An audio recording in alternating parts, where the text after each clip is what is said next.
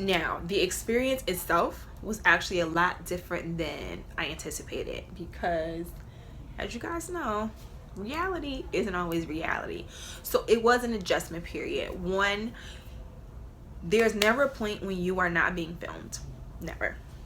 The only time is, no, I can't even say when you're sleeping because there's cameras literally in the corner of the room. There is never a period when you are not being filmed. If you are in a conversation longer than a couple minutes, there's going to be a camera crew that comes in to record it. You cannot speak without a mic or you will be fined. And I got fined. So the privacy thing was a big adjustment. There are no doors in the house. So there's curtains like for the bathroom, but there are no doors. Like there's no doors to your bedroom. Yeah, you don't have any doors. Like that was one of the things in All Star Battle that we were excited. Oh, we got fucking doors. Like we were excited about having doors because you don't have doors in Bad Girls Club. So that was probably the hardest.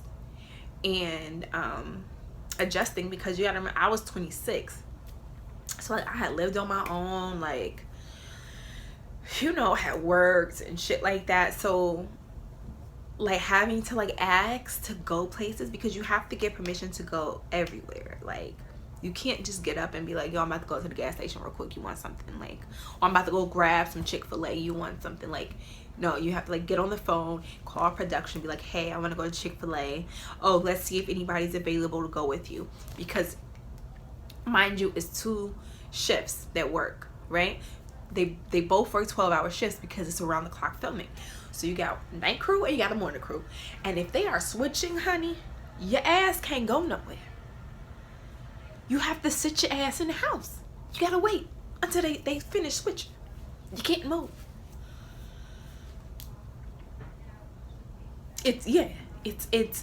And it begins to become a draining, you know, amongst the other shit. No cell phones, no radio. Like you begin to miss like little shit. Like I was there, like when they handed me back my cell phone, I was in the car like after we finished filming.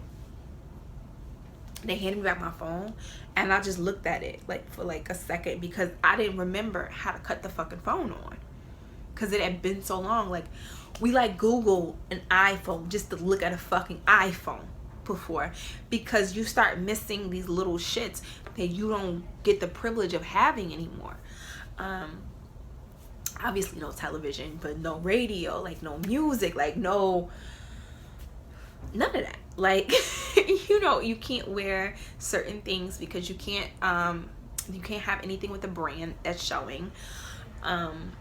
You can't wear like a lot of jewelry too much. Like if anything that kind of like, if it was like bouncing like off of, if it made too much noise, like any bracelets that were like making too much noise like this, like it sounded like this, they will make you take it off because it's interfering with your mic.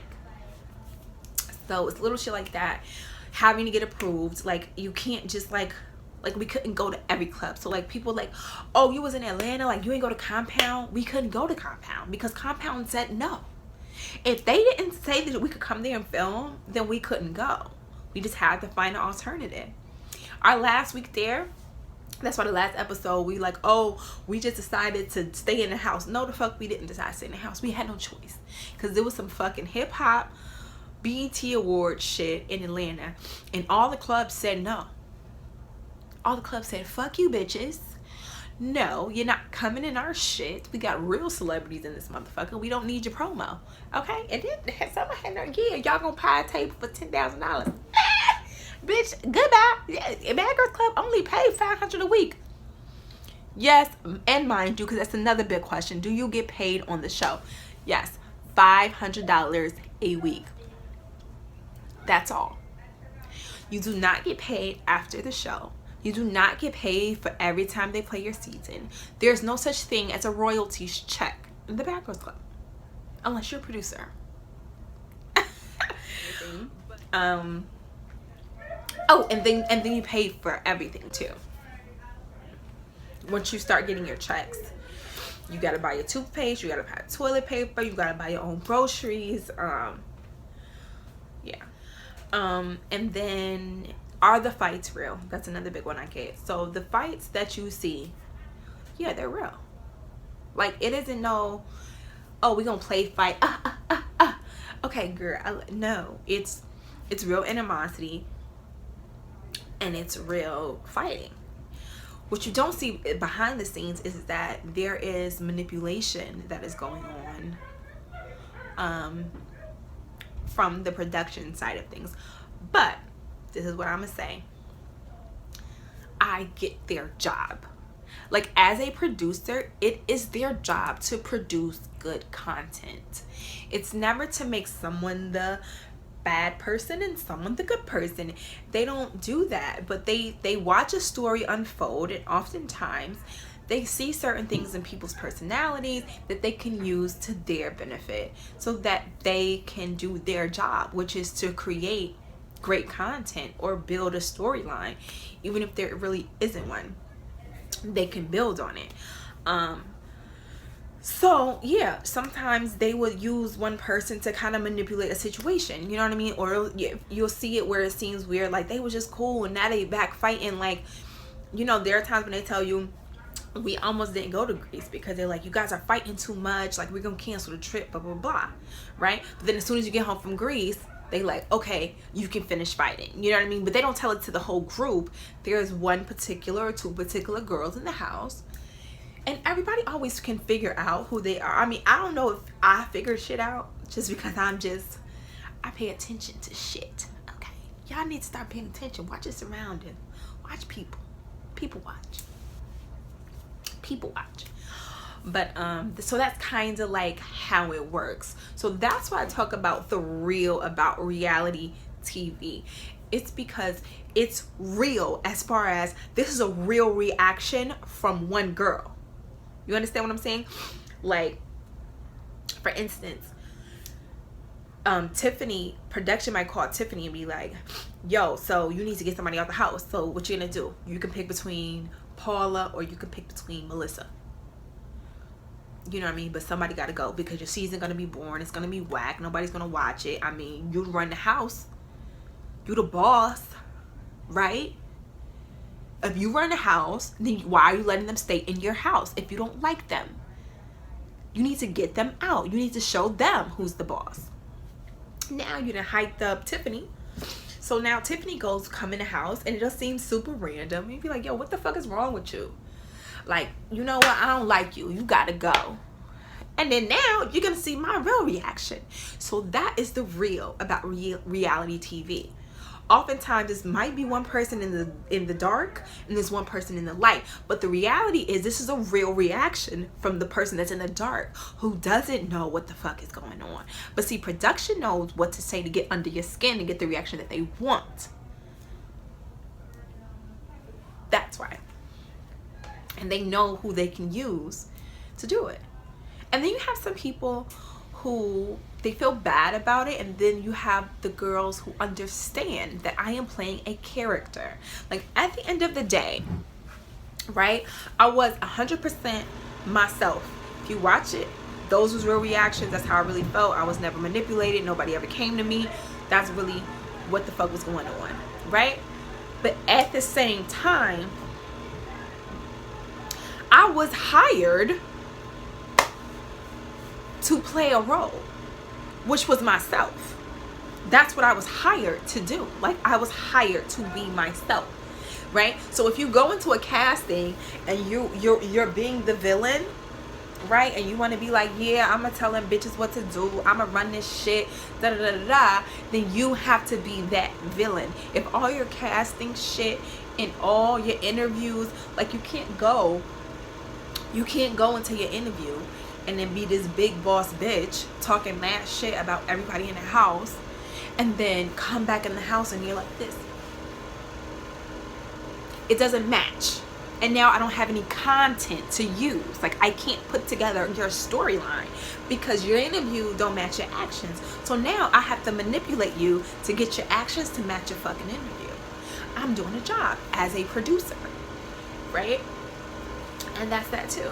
And then some of the best villains are the ones who understand that they just playing a role, and I'm gonna continue to play my role, and that's it. And I'm gonna give you what you want, and you're gonna cut me a check, and I'm gonna go live my life, and that's that. Okay. So I'm back. Sorry about that. So yeah, so that's pretty much, you know, my take on being the real about in reality TV. And when people say like a certain stuff scripted, kind of like that. So another question that I get often is, what am I doing now? So that brings me to today. So I filmed Bad Girls Club 5 years ago in 2012. Oh shit, almost 6 years ago. Fuck. A long time ago. But I am currently living in Stamford, Connecticut. I am a licensed cosmetologist. I'm licensed in both New York and Connecticut. I have a salon suite based in Stamford, Connecticut. I also have a virgin hair boutique. You can see my wigs over here. Called Bombshell Studios. And I have been professionally doing it for 2.5 years now. So it's been pretty good. I graduated in 2015. So this year, it will be 3 years. I graduated 3 years ago in May this year. So yeah, one of the best things that I got from Bad Girls Club, I mean, aside, so, oh, who do I still talk to? That's another popular one that I get all the time. So Jennifer, yes, is my bestie. That is still my best friend. I talk to Jennifer, shit, I literally talk to Jennifer almost every day. Seriously. Like, we talk all the time. And then, you know, sometimes best decision to move to Stanford and to yeah, get back to doing what I love to do. And I like being like normal and shit. Not like I wasn't normal, but this is a different video. But there's a period that people don't talk about after you do a reality show, that a lot of people don't talk about. That is very confusing, and it can be very what's the word I'm looking for? It can be very confusing, and you can seem very lost. And sometimes like you can get stuck there, and you can be there for a while. So I just thank God that I had like really good people around me, and that I kind of went in with a plan, and I knew what I wanted to gain from it, and I just stayed focused on like what my next step was and what I really wanted to pursue. So I mean, for some people, I'm not doing shit, you know. They'd be like, oh, she just do hair. But I love what I do. Like, I love just doing hair. Because I did hair before I did Bad Girls Club. Like, before I was on that show, I was in cosmetology school. I've been doing hair since I was 10 years old, for those of you who don't know. I've never been in a period of my life that I did not do hair. Seriously. And, yeah. That's kind of where I am now.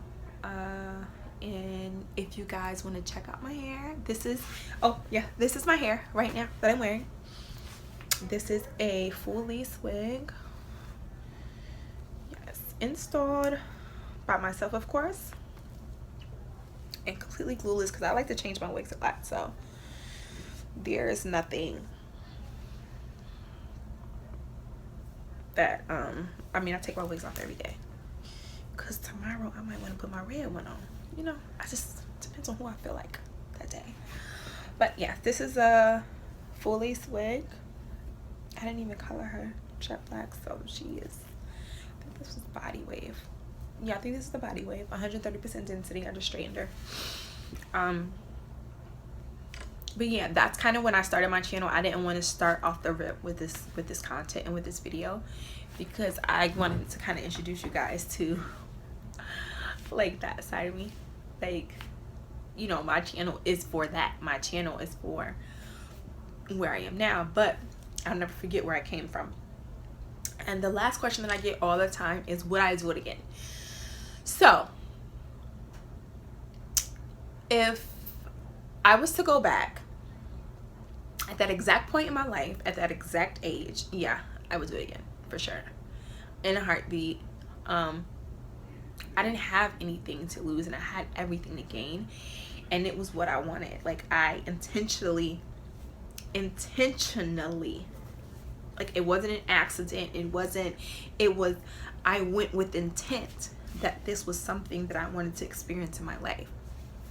So I would for sure do it again, because from that experience I gained a best friend, more than one. So I'm so thankful for that. And it allowed me to have a platform that, you know, I can reach thousands of people, and thousands of people still today. Like, it's been 5 years and people will still comment on a video and be like, oh, Paula, I love you. Like, oh, you was the realest one in the house. Like, not that I need all of that, but it's just, you know, it's just like, wow, because it's hard to really tell, like, you know, if somebody can get you. And I'm pretty sure there are people who hate me too. Not that I really give a fuck, but it's just overall I got a lot of love, and it was just a good experience. Like, my goods outweighed the bad days. Like, that's what kind of got me through the bad days and the hard days in the house, was that overall it was a great once in a lifetime experience that I wouldn't change. Now, today, at 30 something, and like, you know, having my own business, would I, if they call me and say, hey, you want to move into the house for 2 months? Hell fucking no. I'm not interested. No. At this point, knowing what I know, it would just be, and now would I do reality TV again? That's another question. I would be open to doing another reality show. It would just have to be the right reality show. And now I think that I know more about myself and like where I'm headed and what I want.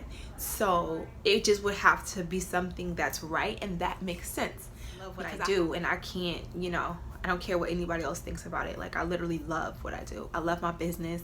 I love virgin hair. I love selling full lace wigs. I love waking up and coming to my suite. I love my clients. I love my job, you know? And it's amazing when you wake up and you really love what you do. And yeah. So thank you guys for tuning in. I know this was a long one, but I hope you guys enjoyed it. I hope that you found it a little bit informative for those of you who are a little bit interested in reality shows and different things like that. But if you have any more questions, leave a comment, drop it below. I don't know, like, I'm kind of going with the flow. I have a couple of videos that I want to start dropping, but I want to know what content you guys want to see. So I knew that this was a really popular one and people were really interested in knowing a little bit about my story. So that's why I kind of wanted to get this out here, especially with it being so early in 2018. So I hope you guys enjoyed it, and thank you for tuning in. If you don't follow me, you can follow me on Instagram. I'm on Instagram and Snapchat. And my Snapchat is different because somebody took my name. Okay, so you can follow my Instagram at The Hell on Heels, same as YouTube, and my Snapchat is at I am Hell on Heels, because somebody took my fucking name. Okay. Yeah, so thank you guys so much for tuning in.